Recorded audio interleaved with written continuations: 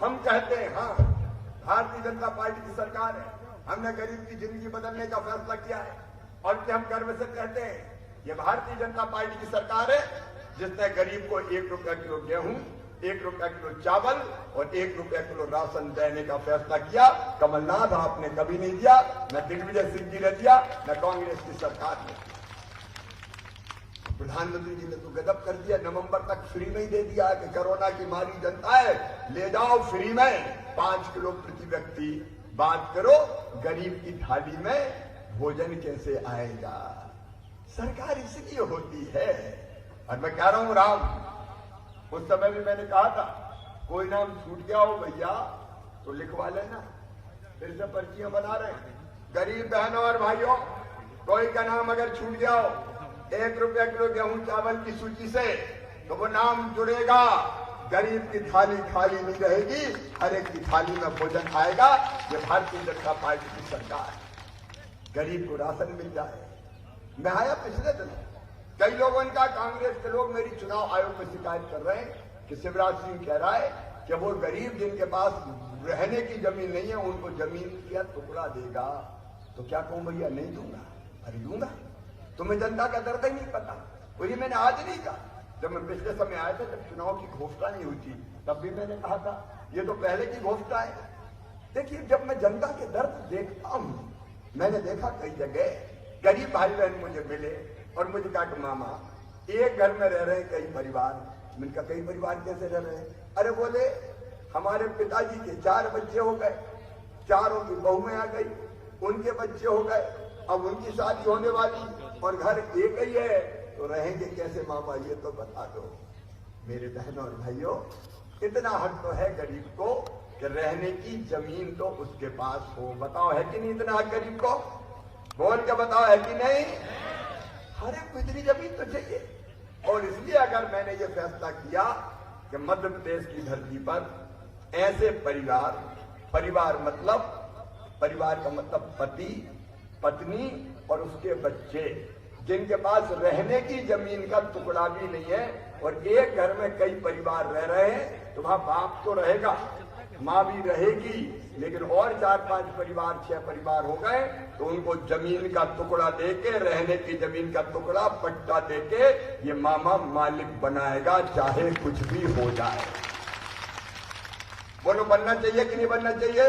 पट्टा मिलना चाहिए कि नहीं? अब रहने की जगह नहीं हो, तुम धांसे मारो और तुम बातें करो कि कौन डुकरा हो गया, कौन डुकरिया हो गया। गरीब को क्या लेना देना भैया? अरे गरीब को तो रहने की जमीन चाहिए। जमीन देगी भारतीय जनता पार्टी की सरकार। और इसलिए मुख्यमंत्री भू अधिकार योजना बनाई है हमने, जिसमें हम अगर सरकारी जमीन मिलेगी तो सरकारी जमीन पे प्लाट काट के देंगे, सरकारी नहीं मिली तो मामा खरीद के भी दिलवाएगा प्राइवेट जमीन। चिंता मत कर। अब जब मैं ये कहता हूं तो ये परेशान होते हैं और मुझे हमारे नेताओं को कुछ भी बकते हैं। और दूसरी बात सुन लो भाई, देखो हम तो जनता की जिंदगी बदलने के लिए हैं। प्रधानमंत्री आवास योजना 2011 के सर्वे सूची के आधार पर बनी। अब कई गरीबों के नाम छूटे गए। बताओ छूट गए कि नहीं छूट गए? अरे बोलो रे भैया, छूटे कि नहीं? कई के छूट गए। अब छूट गए तो उनको मिला ही नहीं रहा प्रधानमंत्री आवास। जहां हमारे नेता कार्यकर्ता जाते हैं सब घेर लेते हैं, हमारा नाम ही नहीं है। मकान दिलाओ कहते कि नहीं रहा, मकान मांगते हैं लोग। अब बताओ जो सही लोग हैं उनके नाम जोड़ना चाहिए कि नहीं जोड़ना चाहिए? जोर से बताओ। और इसलिए हमने कहा कि फिर से सर्वे होगा, आवास प्लस का सर्वे करवाएंगे। और उनमें अच्छा नाम ऐसे भी है कि कल्लू दादा को तो मिल गया मकान, अब 4 बच्चे हो गए, चारों की शादी हो गई, तो मकान तो दादाजी का ही रह गया, अब वे 4 कहां जाए बताओ? तो उनका भी नाम जुड़ना चाहिए कि नहीं जुड़ना चाहिए? तो जुड़ना चाहिए। तो आवास प्लस के सर्वे में हमने तय किया है कि ऐसा सर्वे करके सबके नाम जुड़वाएंगे और जिनके कच्चे घर है या जिनके पास घर ही नहीं है उनको प्लाट देके भी पक्का मकान बनवाने के लिए पैसा दें। कमलनाथ दादा, चुनाव में अगर कहना है तो ये बताओ तुमने क्या किया, हम क्या कर रहे हैं, हम बता रहे हैं। डुकरा हो गए, डुकरिया हो गए, पर ये क्या कह रहा है, ये तुम्हारे भाषण है क्या? बताओ। भारतीय जनता पार्टी की सरकार जनता की जिंदगी बदलने के लिए काम करती है। अब एक बात मैं पूछना चाहता हूं, और कोई शिकायत पूछू, कमलनाथ से पूछू सीधे सीधे। भैया हमने संबल नाम की योजना बनाई और योजना में तय किया। एक बहन मेरे पास आवेदन लेके अभी आई थी और हमने क्या तय किया था कि हमारे बेटा बेटी जो गरीब परिवार से आए या छोटे किसान परिवारों से आए, उनके बच्चे अगर पढ़ने में बहुत तेज है और उनका एडमिशन मेडिकल कॉलेज, चिन्हित इंजीनियरिंग कॉलेज, IIT, IIM और किसी बड़े कॉलेज में होता है जिसकी फीस बहुत ज्यादा होती है, जैसे प्राइवेट मेडिकल कॉलेज में फीस होती है 8 लाख रुपया साल। बताओ गरीब भरवा सकता है क्या? किसान छोटा भरवा सकता है क्या? तो मामा ने तय किया कि ऐसे सब भांजे भांजियों की फीस उनके मम्मी पापा नहीं, उनका मामा भरवाएगा, भारतीय जनता पार्टी की सरकार भरवाएगी। अब कमलनाथ दादा तुम मुख्यमंत्री बने, तुमने हमारी संबल योजना बंद कर दी, बच्चों की फीस भरवाना बंद कर दी। अब मेरे बच्चों ने तुम्हारा क्या बिगाड़ा था कमलनाथ, ये बता दो। आज एक बहन लेके आई कि मेरे तुमने तो कहा था मामा जी फीस नहीं भरा रही, हमने योजना बनाई, उन्हें बंद कर दी। और मैं अपनी इस बहन से कह रहा हूं वो योजना मैंने फिर चालू कर दी है। भांजे भांजियों घबराना मत रे, पढ़ो। अब मामा मुख्यमंत्री है, तुम्हारी फीस मामा भरवाएगा, चिंता करने की कोई जरूरत नहीं है। इन्हें बंद करवा दी। मेरी बहनों एक और योजना मैंने बनाई थी, इस पे बात करो ना, इस पे बात नहीं कर रहे, डुकरिया पे बात कर रहे हैं। बताओ हमने योजना बनाई थी कि मेरी गरीब बहनें अगर बेटा बेटी को जन्म देगी तो बेटा बेटी को जन्म देने के पहले 4000 रुपया। और वो भी क्यों बनाई मैं बताऊं, मैं तो गांव का रहने वाला हूं। मैं देखता था कि मेरे गांव में भी बचपन में अगर कोई मजदूर बहन बेटा बेटी को जन्म देने वाली होती थी तो जन्म देने के 2-3 दिन पहले भी खेतों में मजदूरी करती थी, काम करने जाती थी। मैं तब सोचता था हे भगवान, इसको बेटा बेटी को जन्म देने के पहले तो आराम करने का मौका मिल जाए।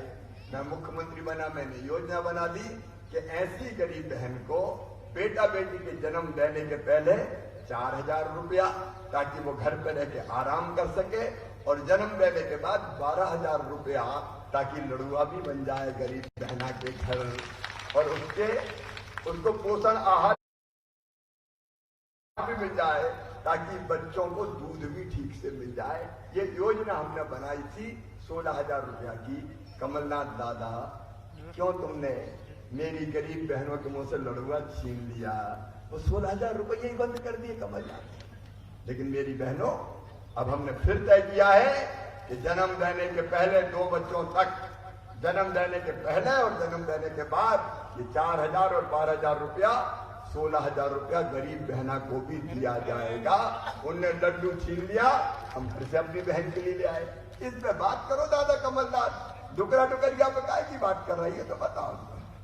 हमने तय किया कि हमारे प्रधानमंत्री होंगे तो पूंजी कहां से आएगी, तो उसके लिए भी हमने ये तय किया है कि पूंजी बैंकों से दिलाएंगे, गारंटी मामा लेगा और ब्याज भी मामा भरवाएगा, भारतीय जनता पार्टी की सरकार भरवाएगी।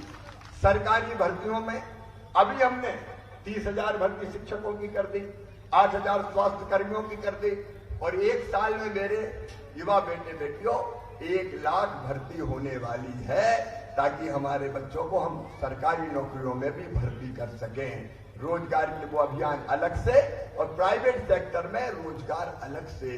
अब कमलनाथ जी अगर सरकार होती है तो सरकार के काम ये होते हैं, दूसरे को गाली दो, मजाक उड़ाओ, डुकरा हो गए, डुकरिया हो गए, ये तुम्हारे चुनाव के होते हैं। ये बात करते हो जनता से, हम जनता की जिंदगी बदलने आए। अब मेरे पास जो मामले आते सड़क बना दो, मेरे पास मामले आते नहर का पानी ला दो, तो हम सड़क बनाए कि नहर का पानी लाए कि डुकरियों को कैसे बतावा। ये कांग्रेस विकृत हो गई है, कांग्रेस के पास कोई बचा मचा है नहीं। वहां राहुल भैया, यहाँ कमलनाथ दादा, यहाँ तो जो कुछ है कमलनाथ ही है। कांग्रेस के अध्यक्ष कमलनाथ, नेता प्रतिपक्ष कमलनाथ, स्टार प्रचारक कमलनाथ, मुख्यमंत्री बने तो कमलनाथ, युवाओं के नेता नकुलनाथ। हमने कहा बाकी कांग्रेस हो गई अनाथ, बचा क्या? और ज्यादा जनता के बीच में तो जाते माते नहीं, चुनाव में एक आध वक्त आ गए और राम राम, बाकी कुछ करना धरना है नहीं। और इसलिए मैं आपसे निवेदन करने आया हूं, कई काम मुझे आज सिंगोट में भी बताए, लेकिन आप जानते हैं कि आचार संहिता के उल्लंघन करना नहीं चाहिए और कांग्रेस के लोग उसकी शिकायतें करते रहते हैं। लेकिन पानी की बात तो चूंकि पहले से प्रक्रिया चल रही है, वो घोषणा नहीं है, वो तो सच्चाई है, वास्तविकता है, उस पर बहुत पहले से हम वर्कआउट कर रहे हैं, काम कर रहे हैं, उसका चुनाव से कोई लेना देना नहीं है। लेकिन उसके अतिरिक्त भी आपने जो काम यहाँ के कार्यकर्ताओं ने, मंडल अध्यक्ष और बाकी वरिष्ठों ने दिए हैं, वो चिंता ना करें। आज मैं घोषणा करूंगा तो फिर कांग्रेस के लोग आरोप लगाएंगे, लेकिन चुनाव कब तक? 30 अक्टूबर को वोट, 2 नवंबर को रिजल्ट, और मुझे पूरा विश्वास है आप भारतीय जनता पार्टी को ही जिताएंगे। और 3 को आचार संहिता खत्म, तो 4 को मामा स्वतंत्र, और फिर आएगा जैसे राम तो आपके क्षेत्र में पहले भी आया था, तब सरकार लेके आया था, तब कोई चुनाव की आचार संहिता नहीं थी।